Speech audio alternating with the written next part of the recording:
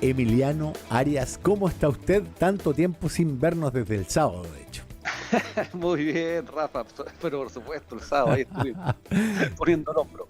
Anticipábamos lo que iba a ser la declaración de Manuel Monsalve y el significado que tiene renunciar al derecho de guardar silencio, aunque tú hacías la salvedad de que una cosa es hacerlo conociendo la carpeta de investigación y otra habiéndola sin haberla conocido. En este caso ya la conoce. Así es, mira, fíjate que no es cuestionable, bueno, es un derecho del imputado, ¿cierto? Guardar silencio, pero en general lo que conversábamos ese día, y bueno, reiterar que al menos los 23 años de ejercicio que tengo, como que lo más, cada vez que una persona es inocente como absoluta, tú veis una declaración inmediata, fíjate. En general, ¿eh? En general.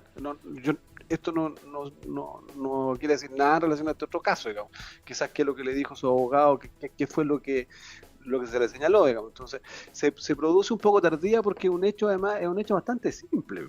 Porque aquí no estamos hablando de una declaración que tenga que ser preparada con muchos meses de anticipación y con un conocimiento tan extenso en la carpeta, porque no se trata ni de un delito tributario, ni una asociación ilícita, sino que de un hecho que ocurrió en una noche, en un lugar y en un momento determinado. Entonces, eso llama la atención. Pero quizás se debió a un tema de estrategia de los abogados, que si te fijas, apenas se cambia de abogado a la Defensoría Penal Pública, se produce esta declaración que al parecer se está desarrollando y ha sido bastante completa. Sí, me acordaba de que en su momento la defensora María Inés Horvitz dijo, a ver, estoy en absoluto desacuerdo con lo que está ocurriendo acá y yo soy partidaria de un contraataque. Se fue, quedaron Dizzy y Arias y finalmente, al parecer, la estrategia de Monsalve ha cambiado hacia algo menos defensivo y más ofensivo, por ponerlo en términos futbolísticos. Sí, mira, fíjate que sí, eso, a ver, yo no soy quien para cuestionar la defensa porque no conozco los antecedentes de investigación, pero fíjate que, claro, en este caso tú veías una fiscalía y un querellante muy activo y con mucho ejercicio comunicacional, ¿cierto? No obstante la naturaleza del delito, ¿cierto? Que aconsejan que era la protección de la víctima de normas especiales, etcétera. En este caso menor de edad, así que por eso lo hacía la fiscalía y los querellantes. Sí había un despliegue comunicacional activo, ¿cierto?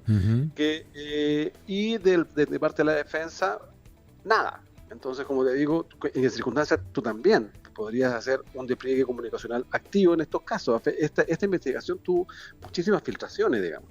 Y evidentemente filtraciones no venían de parte del imputado, en consecuencia venían de algunos de los intervinientes o el propio Ministerio Público. Esas son consecuencias lógicas más de lo que estoy diciendo. Lo que habla de una estrategia muy agresiva frente a una defensa muy pasiva, digamos, en lo que fue. Quizás eso pasa, yo creo, también porque si te fijas, ni siquiera eran abogados de un mismo estudio jurídico, porque son dos estudios jurídicos distintos, el de María Inés Horvitz con el abogado Arias, como te digo. Entonces esto ya ahora al menos parece ordenarse y tiene la representación de la Defensoría Penal Pública, que en general este tipo de casos se los toman bastante en serio y son bastante agresivos, por así decirlo. Así que no extrañaría que ya viniera prontamente una revisión de prisión preventiva. Sí, y además porque hay un hecho ahí, o una serie de hechos que hasta ahora no salieron a la palestra por decisión de la defensa, sino más bien por la prensa. Estas imágenes de lo que ocurrió antes de la denuncia, este paseo por el centro de Santiago, etcétera, etcétera, etcétera. Sí, fíjate que acá, a ver, ¿para qué estamos con cosas? Los jueces y la opinión pública se va formando una opinión. Digamos que todo se resuelve en la audiencia, que también es pública, pero todo esto va formando un ambiente, va formando una presión. En consecuencia, era extraña la posición. que tenía en este caso la defensa. En este caso, la defensa no habría cometido absolutamente ningún delito siquiera si hubiese ventilado ciertos antecedentes a los que hubiese tenido acceso, digamos, porque no debe por qué hacerlo, y solo habría estado respondiendo a una estrategia comunicacional que no se sabe que la diseñó, pero sí había una estrategia comunicacional que iba con la tendencia a establecer la culpabilidad de Monsalve antes de que se produjera la audiencia.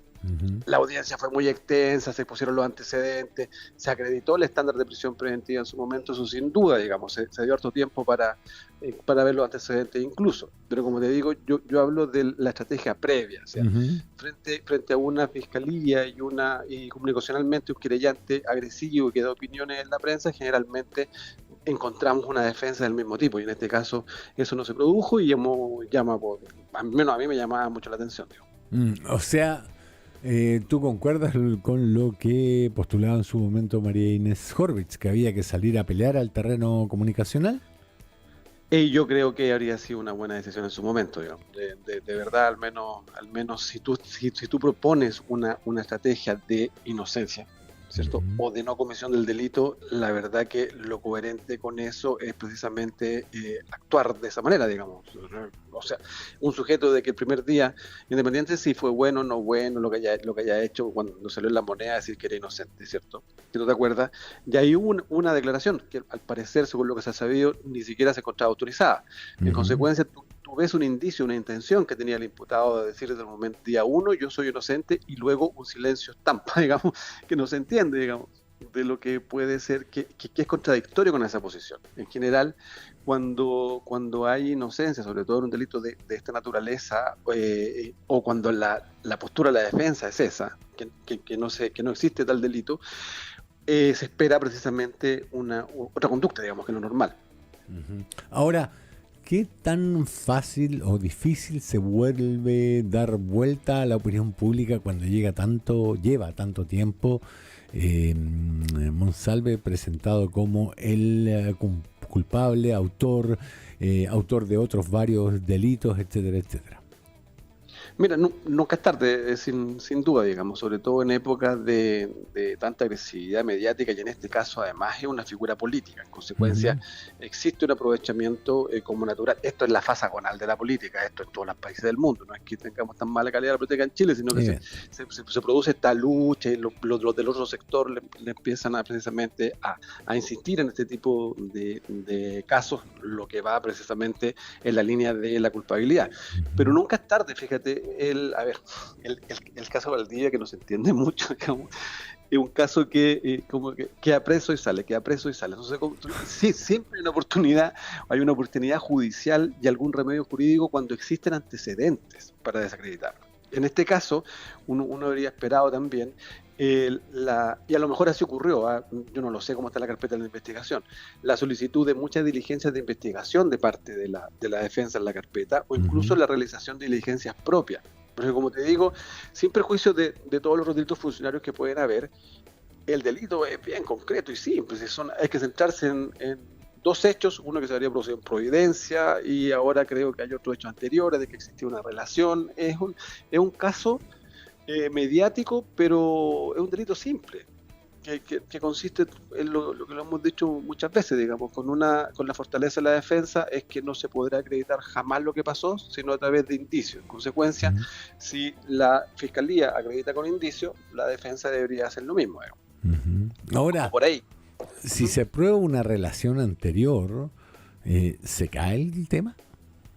No, fíjate que violaciones pueden haber entre pololo y entre cónyuges incluso, no es algo que se descarta. Claro, lo digo porque en este escenario nadie, salvo los participantes, sabe qué ocurrió ahí adentro, en la habitación del hotel.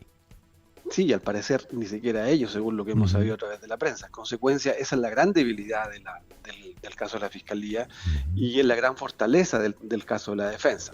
Vamos a ver ahora, mira, ¿sabes lo que es estar atento, Rafa? A la posición a la próxima revisión de prisión preventiva, que seguramente va a solicitar la defensa del señor Monsalve luego de la declaración, y ahí precisamente exponer esos antecedentes. Si el antecedente en este caso no me acuerdo, pero había una relación anterior, tendrían que acreditarse de alguna manera, más allá de los dichos de Monsalve, sino que con otros indicios de que eso existía, digamos. Ya, ya. O sea, el caso es un caso difícil para la Fiscalía, es decir, no es un caso, no es un caso fácil. No es un caso tan fácil como apareció en las primeras apariciones en la prensa, ¿no? No, absolutamente. No, sino, no es un caso fácil. Y ahora, si te fijas, la Defensoría Penal Pública puso un muy buen abogado, que es Providel. Yo lo conozco hace años, es un muy buen abogado, un defensor penal público de vasta trayectoria. Y la Defensoría Penal Pública pone, estoy seguro que pone su máximo esfuerzo en este caso para precisamente lo que va a generar sin duda una mejor justicia. ¿Sí? Cuando la Fiscalía pone los mejores, que en este caso lo asume el propio fiscal regional, y la Defensoría pone sus mejores abogados, vamos a tener sin duda la mejor decisión, que va a ser lo que acreditar o no si se cometió ese delito en aquella noche.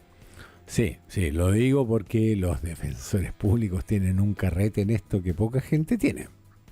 No, absolutamente. Es que, claro, son los defensores públicos. En este caso hay que distinguir los defensores penales públicos, los defensores públicos licitados, que tú te puedes encontrar con defensores públicos licitados que tienen muy poca experiencia, que no han tenido casos de gran desarrollo, ni están acostumbrados a otros niveles de presión, con los defensores penales públicos que en este caso tienen vastísima experiencia y en delitos bastante complejos, y le ha tocado lidiar con casos que no son para nada, en este caso, con casos que no son que son difíciles incluso comunicacionalmente, casos graves y difíciles, están acostumbrados a aquello, y Víctor Providel, por cierto, que tiene esa experiencia. Muy bien, permíteme cambiar de tema por la noticia del día hasta hoy en la mañana, que cambió radicalmente con el caso de Pablo Muñoz Hoffman, cuando, pasamos de captura e inminente llegada a Chile a captura e inminente desaparición, si es que a él se le antoja, digamos, porque la justicia, o mejor dicho, el sistema procesal penal boliviano lo dejó en libertad y con un salvoconducto que le permitiría ingresar al país, a nuestro país, en los próximos 10 días. ¿Es cierto que su causa está prescrita? ¿Cuáles podrían ser sus opciones en este momento? Sí, mira Rafa, bueno, porque la relevancia de esto es la famosa fuga, digamos. ¿Cierto? Bueno, fugarse no es delito, digamos. O sea, si yo me fugo, si yo me arranco, no cometo delito. El que ayuda al que se fuga comete delito, porque es una conducta normal. Si yo estoy encerrado, me arranco, el ser humano va a salir, ese de hecho no es reprochable penalmente. Entonces eso ya no es delito, ya fuera. Entonces sacamos eso. Ahora, la información que yo tengo es la información que, ahora, para poder entender esto, hay que ver si es que existía o no existía una orden de detención con respecto a esta persona, porque incluso eso al parecer se encuentra discutible. En consecuencia, y dentro de eso, si existía una orden de detención, hay que ver si el país en que fue detenido le da validez a las órdenes, a las difusiones rojas, que son las órdenes de Interpol. Chile hasta hace poco no le daba validez a las difusiones rojas de Interpol, o sea, había que hacer un tremendo trámite si deteníamos a alguien de otro lado. Ahora sí, entonces, si en Bolivia no hay validez de las difusiones rojas, o sea, no se puede mantener detenido a la persona solo con la comunicación de Interpol, en este caso comienza un proceso de extradición.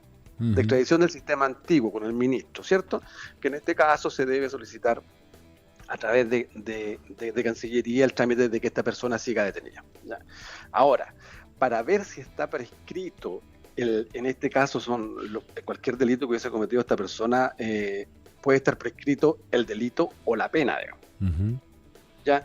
Que son dos cuestiones distintas. Obviamente, todo delito investigado que no sea de lesa humanidad, que no sea uno imprescriptible, que son los de lesa humanidad, que en este caso no aplica. Todo delito investigado desde ese año hasta la fecha está prescrito. Y toda pena debería estar prescrita en la medida de que no se hubieran hecho los trámites de mantener vigente una orden de detención. Eso fundamentalmente. Ahora, tenemos pocos elementos para esclarecer lo que ocurrió en este caso, porque igual es extraño de que una persona que se detiene luego se detenga, que luego se libere y quede citado, digamos. Ahora, hay que dilucidar si existe o no existe la orden de detención. en Chile la prescripción corre a partir de los 15 años para el delito de asesinato. Y mi pregunta es, uno, leo acá que esto es a partir del momento en que se da la sentencia o del momento en que se fuga. Sí. Y no sé si eso corre, porque hasta donde yo recordaba, eso cambiaba cuando estabas en el extranjero y se duplicaba el tiempo de prescripción. Pero si la acción penal por homicidio prescribe en 15 años, si se trata de un crimen, esto empieza a correr desde la fecha de la sentencia de término o desde el quebrantamiento de la condena. ¿Cuándo prescribiría, o mejor dicho, estaría prescrito el crimen de Pablo Muñoz Hoffmann contra el ex senador Jaime Guzmán? Exactamente, cuando la persona se encuentra todo lo que has dicho es correcto, Rafa. Cuando la persona se encuentra en el extranjero, se duplica el plazo. En consecuencia, hay que contar en este caso desde el momento en que hay que ver cuánto de la condena llevaba cumplido para ver, y debería contarse desde la fecha del quebrantamiento en adelante. Pero ahora, como te digo, si acá lo importante es dilucidar si existía o no existía la orden de detención, porque al menos con la información que está en el diario, que es la que pude observar ahora, incluso se habían tramitado recursos de amparo acá en Chile precisamente para que esta persona pudiera ingresar. Y esto, fíjate que no era de tan anormal ocurrencia. Bueno, casos como este de la fuga, por supuesto, de estas personas de tal relevancia no se dan siempre, pero sí se dan casos. Yo fui fiscal jefe en aeropuerto durante como 15 años, ¿no? Ese tiempo, y era bastante frecuente que volvían personas desde el extranjero con las condenas prescritas, digamos. Ya. Y se tramitaban los recursos de amparo y teníamos que ir con la jueza de garantía y constituyendo en el aeropuerto para ver su situación, etcétera. Quedaban dando vuelta algunas órdenes que nunca se daba la contraorden. En consecuencia, acá lo que hay que dilucidar, y es bastante fácil dilucidarlo, es precisamente si existía o no existía esta orden de detención que fundamentaba la difusión roja. ¿Ya? Porque la difusión roja se detiene, proceso de extradición, y ahí sería irregular cualquiera de las dos hipótesis la liberación en Bolivia, digamos. Ya. Una última pregunta que no tiene que ver con eso es cuando tú firmas un contrato de compraventa como el que firmaron ante una notaría la ministra Maya Fernández y la senadora Isabel Allende para vender algo con el gobierno, en un contrato con el gobierno que no puede realizar. Este contrato con este documento firmado ante la notaría, ¿implica la comisión de una falta administrativa o delito? Mira, en este caso, a ver, sin perjuicio de que hay que analizar los antecedentes, sí hay una infracción administrativa porque existe una prohibición expresa, ¿cierto? De celebrar este tipo de acto y contrato. En consecuencia, hay que ver la entidad de esta infracción administrativa, por cierto que sí hay que ver quién autorizó en definitiva este tipo de contrato, y podría existir, pero hay que ver, un delito de prevaricación administrativa, si es que fuera tan ilegal o si fuese sido tan evidente ¿qué es lo que es la prevaricación administrativa? La prevaricación administrativa es el delito que comete el funcionario público que a sabienda dicta un acto de naturaleza ilegal, ¿ya? Pero hay que escalar altos peldaños para llegar al delito. Infracción administrativa, por supuesto que sí hay, porque hay una prohibición legal, al menos en el caso de los ministros, de celebrar contratos con el Estado. ¿Y eso podría costarle el puesto a ambas? No, a ver, como consecuencia de un proceso administrativo, no, digamos. En este caso, quien habría autorizado entiendo, digamos, por conocer los antecedentes, habría sido el Ministerio de Bienes Nacionales, donde se hizo efectiva la responsabilidad política. Ya. Y en el otro caso hay que ver el grado, hay que ver bien los antecedentes, hay que ver el grado de desarrollo, hay que ver fundamentalmente el decreto que se dicta autorizando esta compra, esta venta, si se materializó precisamente en este caso el acuerdo, si se suscribió el contrato o no, para llegar a conclusiones más importantes, pero la cesación de los cargos no. Don Emiliano Arias, el perseguidor, muchísimas gracias por el contacto y por el tiempo que nos ha De dedicado nada, hoy. de nada, Rafa, que estés muy bien. Un abrazo. Nos Chao. vemos, cuídate, chau, chau.